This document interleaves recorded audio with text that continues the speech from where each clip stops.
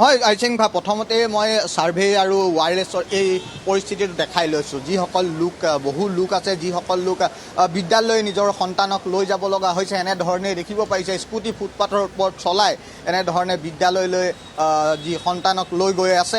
আৰু এই গোটেই সমস্যাটো আজি প্ৰথম নহয় বা আজিয়ে হোৱা সমস্যা নহয়, এইটো প্ৰত্যেক দিনাই এনেধৰণৰ সমস্যা হয়। অকল এই অঞ্চলটোতেই নহয়, এনেধৰণৰ সমস্যা প্ৰায় সকলো অঞ্চলতে হয়। আমাৰ বহু লোক আছে ইয়াত, আমি যি ইয়াত বানপানীৰ কাৰণে এই সমস্যাটো আপোনালোকে আগতেও পাইছে, হৈ আছে, কিন্তু চৰকাৰে কোনো ধৰণৰ ব্যৱস্থা কৰিব পৰা নাই।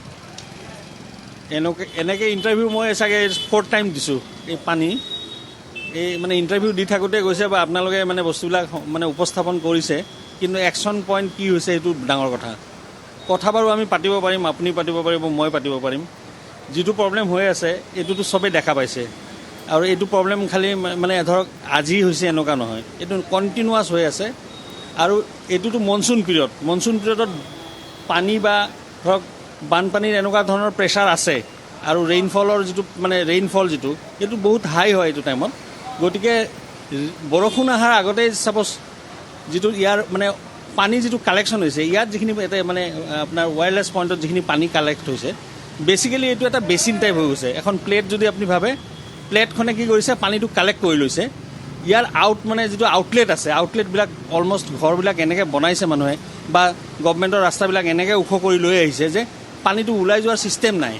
পানী ইয়াত ট্ৰেপ হৈ গৈছে। গতিকে পানীটোৱে কি কৰিছে, যদিও বৰষুণ ইমান বেছি হোৱা নাই, কিন্তু পানী এনেকুৱা লাগিছে যেন বহুত বৰষুণ হৈছে আৰু পানীখিনি ইয়াত জমা হৈ গৈছে। মই ভাবোঁ যে এইটো একচুৱেলি এদিনত ছল্ভ কৰা প্ৰব্লেম নহয়। গভমেণ্টে এইটো ছল্ভ কৰিব হ'লে এটা ভাল মানে ধৰক টেকনিকেল বা চাইণ্টিফিক ষ্টাডি কৰিব লাগিব। ধৰক ইউনিভাৰ্চিটি বা চাইণ্টিফিক পেনেল কিছুমান লৈ পেলাই, water resource expert, civil engineer, environmentalist চবে বহি পেলাই এটা আলোচনা কৰি ইয়াৰ যিটো চলিউশ্যন আছে সেইটো ছাজেষ্ট কৰি পেলাই ইয়াত মানে ৰিলেটেড ইনফ্ৰাষ্ট্ৰাকচাৰ কি চেঞ্জ হ'ব লাগে সেইখিনি কৰিলেহে এই প্ৰব্লেম ছল্ভ হ'ব। আদাৰৱাইজ মানে যেনেকৈ মানে অসমততো বানপানীৰ সমস্যা আছে চবেই জানে, কিন্তু বানপানী ধৰক এইটোতো ফ্লেছ ফ্লাড। এইটো বানপানী যদি নদীত আহিছে এইটো এটা বেলেগ কথা, যে এইটো মানে নদীৰ যিটো ছাপ'জ কেপাচিটি নাই ধৰি ৰাখিবৰ কাৰণে, গতিকে পানীটো ছাইডত বাগৰিছে। কিন্তু গুৱাহাটী চিটিৰ ভিতৰৰ পানীটো এইটো flash flood. This is because of মানে faulty planning and faulty design of the system. ইয়াত ধৰক এটা মই ছাপ'জ মানে পেৰিছ বা মানে মই মানে আপোনাৰ ছাপ'জ মানে মিলান এইবিলাক চিটি দেখিছোঁ। চিটিত যদি আপুনি ঘৰবিলাক দেখে, প্ৰত্যেকটো ঘৰ একে হাইটত থাকে, কাৰণ গভমেণ্টৰ এটা মিনিমাম বেছ মাৰ্কিং আছে যে আপুনি ঘৰটো ইমানতকৈ বেছি ওখ কৰিব নোৱাৰিব। কিন্তু গুৱাহাটীত মই দেখিছোঁ মোৰ ওচৰৰ ঘৰৰে ছাপ'জ কোনোবাই যদি বাউণ্ডাৰী ৱালখন দিছে, তেওঁলোকৰ নামি অহা যিটো শ্লোপ এইটো ইমানেই ওখ কৰি দিব যে ৰাস্তালৈকে আহি পেলাই তেওঁলোকৰ নিজৰ ঘৰত পানীটো নোসোমালে হ'ল, কিন্তু ৰাইজৰ এইফালে কি হয় হৈ থাকিব। এই টেণ্ডেঞ্চিবিলাক আমাৰ চেঞ্জ কৰিব লাগিব, এই মেণ্টেলিটি চেঞ্জ কৰিব লাগিব। প্লাছ এটা মই যিটো কৈছোঁ যে বেঞ্চ মাৰ্কিং, যে হাইট ঘৰ বনালে যে যাৰ যি খুচি ইয়াত হাইটটো ঘৰৰ চাব আপুনি 2-3 ফিট 4 ফিট ওখ কৰি পেলাই ঘৰ বনাই আছে। আল্টিমেটলি তেওঁৰ ঘৰত পানীটো নোসোমায়, কিন্তু পানীটো বাগৰিটো ৰাস্তাত আহিছে বা নলাত আহিছে, এই পানীটো যাব ক'ত? চ' এটা ইণ্টিগ্ৰেটেড চলিউশ্যনৰ মানে এটা ডিছকাশ্যন কৰিলে এইবিলাক চলিউশ্যন হ'ব পাৰ্মানেণ্টলি, মই ভাবোঁ। নিশ্চিতভাৱে ইয়াত অকল চৰকাৰ প্ৰশাসন নহয়, সাধাৰণ লোকৰো ইয়াত কিছু দায়িত্ব আছে, সকলোৰে এটা দায়িত্ব আছে। আৰু যাৰ বাবে এনেধৰণৰ যি সমস্যা, সেই সমস্যা ৰোধৰ বাবে দেখিবলৈ পাইছে এনেধৰণে এতিয়া গাড়ীৰ ভিতৰৰ পৰা গাড়ী এনেধৰণে পানীৰ মাজত গৈছে, মটৰচাইকেল পানীৰ মাজত গৈছে, বহু লোক ফুটপাথৰ ওপৰেদি ইয়াত চলাচল কৰিব লগা হৈছে। আৰু বৰ্তমান সময়ত প্ৰায় 8টা বাজিছে, আৰু এই 8 বজাৰ সময়ছোৱাত গুৱাহাটীৰ বিভিন্ন বিদ্যালয়সমূহলৈকে ছাত্ৰ ছাত্ৰীক লৈ যোৱা হয়, বিভিন্ন সমস্যাৰ সন্মুখীন হ'ব লগা হয় এনে পৰিস্থিতিত। আৰু চাওক আইচেংফা, এনেধৰণৰ যি পৰিস্থিতি, এই পৰিস্থিতিটো ইয়াৰ স্থানীয় লোকসকলৰ বাবে বা এই পথটোৱে অহা যোৱা কৰা লোকসকলৰ বাবে প্ৰথম বা নতুন নহয়। এনেধৰণৰ সমস্যা প্ৰত্যেক দিনাই যিদিনাখনেই বৰষুণ দিব এনেধৰণৰ পৰিৱেশৰ সৃষ্টি হয়। অকল ইয়াত ছাৰ্ভে বা যি ৱায়াৰলেছ আছে সেই ৱায়াৰলেছতেই নহয়, আন স্থানতো এনেধৰণৰ পৰিস্থিতিৰ সৃষ্টি হয়। ইয়াত স্থানীয় কেইজনমান লোক আছে। আপুনি ইয়াত ক'ৰ পৰা আহিছে? এতিয়া এনেধৰণে লোকৰ সমস্যাৰ সৃষ্টি হৈছে, আৰু এই সমস্যা কিন্তু ৰোধ কৰাৰ কাৰণে চৰকাৰে বাৰে বাৰে কৈ আছে। আমাৰ লগত এগৰাকী লোক আছে। আপোনালোকে কেনেকুৱা সমস্যাৰ সন্মুখীন হৈছে? সমস্যা বিৰাট দিগদাৰ হৈছে। আপোনাৰ এই ল'ৰাৰ স্কুলৰ টাইম, এফালে স্কুল দেৰি হয়, উপায় নাই, কি কৰিব, স্কুল যাব লাগিব, নহ'লে বহুত ক্ষতি হৈ যায় নহয়।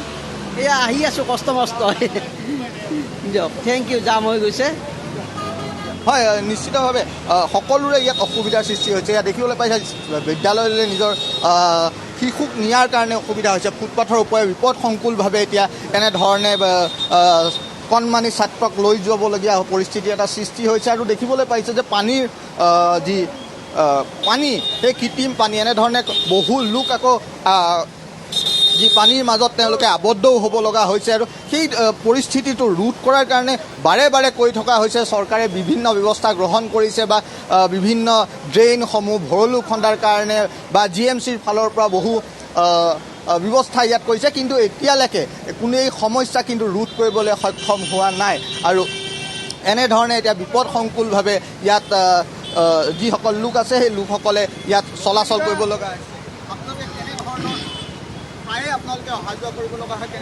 নহয় বৰ সমস্যা হৈছে আজি গুৱাহাটীৰ এই বৰষুণৰ বানপীড়িত অঞ্চলত আজি অফিচ টাইম আজি ল'ৰা ছোৱালীৰ স্কুলৰ টাইম যথেষ্ট মই স্কুললৈ গৈ আছোঁ মই অৰবিন্দ বিদ্যামণি হাইস্কুলত কাম কৰোঁ কিন্তু যোৱা সিদিনা সেই হাতীগড় সেইখিনিত মোৰ গাড়ী ফাঁচি গৈছে গোটেই মই স্কুললৈ পাওঁতে 12টা বাজি গৈছে গতিকে বিশেষকৈ আমাৰ মুখ্যমন্ত্ৰী মহোদয়ক মই অনুৰোধ জনাওঁ যে অসমৰ যি কৃত্ৰিম বানপানী গুৱাহাটীত বিশেষকৈ বৰষুণৰ বতৰত এই কৃত্ৰিম বানপানী সোনকালে নিৰাময় ব্যৱস্থা কৰাৰ কাৰণে মই অনুৰোধ জনাইছোঁ ধন্যবাদ আপুনিও যাব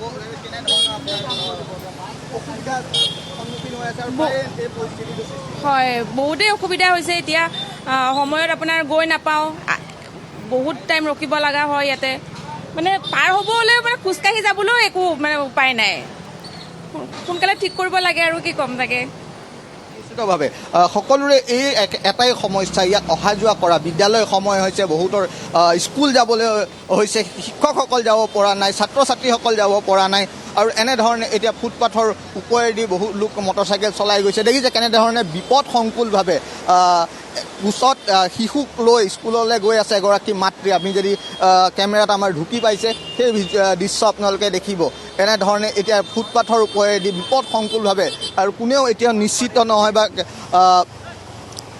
ইয়াত নিশ্চিত নহয় যে ক'ত ড্ৰেইনৰ মেন হ'ল খোলা আছে বা ড্ৰেইনৰ যি স্লেব আছে স্লেব খোলা আছে তাৰো ক্ষেত্ৰতো কোনো নিশ্চিতনা নাই আৰু যাৰ বাবে এতিয়া বিপদসংকুলভাৱে এনেধৰণে কোচত শিশু লৈ কণমানি শিশু লৈ এতিয়া মাতৃ আগবাঢ়ি যাবলগীয়া পৰিস্থিতিৰ এটা সৃষ্টি হৈছে আইচেংভা হয় ঋতিক কৌশিক আপুনি ভালেখিনি দৃশ্য আপুনি দেখুৱালে দৰ্শকসকলক আৰু এই যি দুখ দুৰ্দশা হৈছে ৰাইজৰ এয়া আমি প্ৰতিবাৰে আচলতে দেখাওঁ গুৱাহাটী মহানগৰীত যেতিয়াই যাক বৰষুণ হয় তেতিয়াই গুৱাহাটী মহানগৰীৰ কেইবাটাও প্ৰান্তত আচলতে এনেধৰণৰ পৰিৱেশৰ সৃষ্টি হয় এই যিসমূহ দৃশ্য আমি দৰ্শকসকলক দেখুৱাই আছোঁ এই দৃশ্যসমূহ নিশ্চয়কৈ সেই বৰমূৰীয়াসকলেও দেখে বা মন্ত্ৰী বিধায়কসকলেও দেখে কিন্তু তাৰ পাছত তেওঁলোকে যেনেধৰণৰ ব্যৱস্থা গ্ৰহণ কৰিব লাগিছিল আজি বছৰ বছৰ ধৰি এইটো সমস্যা কাৰণ এয়া আজিৰ সমস্যা নহয় বছৰ বছৰ ধৰি তেওঁলোকে এই সমস্যা সমাধান হ'ব এনেধৰণৰ এটা তেওঁলোকৰ মন্তব্য নিৰ্বাচনৰ আগত তেওঁলোকৰ যি কথাৰ ফুলজাৰি কিন্তু সেই সকলো কথাৰ ফুলজাৰি যেন ফুটুকাৰ ফেন এই দৃশ্যসমূহে তাকেই প্ৰমাণ কৰিছে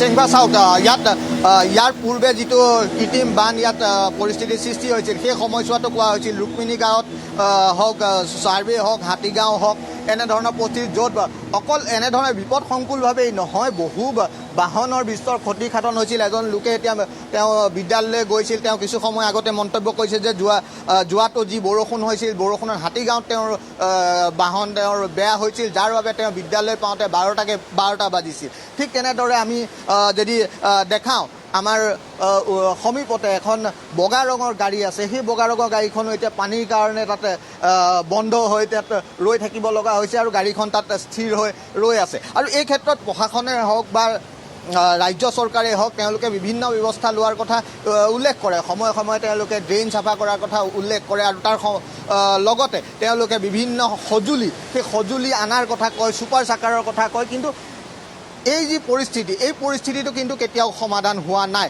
অকল ইয়াতেই নহয় গুৱাহাটীৰ বিভিন্ন স্থান এতিয়া এনেধৰণে কৃত্ৰিম বানপানীৰ কবলত আছে আৰু যদি বতৰ এতিয়াও সামান্য পৰিমাণে বৰষুণ আৰম্ভ হৈছে পুনৰ যদি এই বৰষুণ আকৌ পুৱা ভাগৰ নিচিনাকৈ দিয়ে তেন্তে আৰু পৰিস্থিতি বিষম হ'ব এই স্থানসমূহত